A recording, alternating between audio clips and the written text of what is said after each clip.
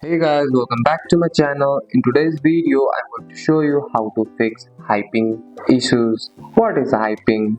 Hyping is how long it takes for your game to talk to the Rocket League server and back. The lower the ping, the smoother your gameplay. Higher the ping means your connection is slow or unstable.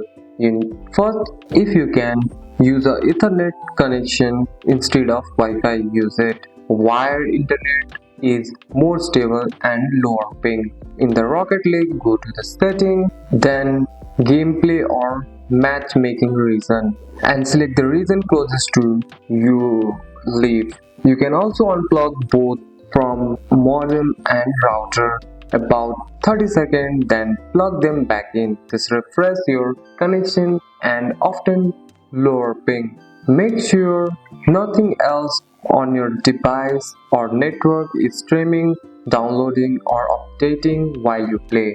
If other people are using or watching videos on the same network, your ping can spike. Try using the network is less busy.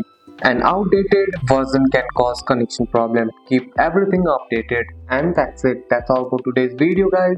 If you found this video helpful, drop a like and subscribe for more videos. Thanks for watching. See you in the next one.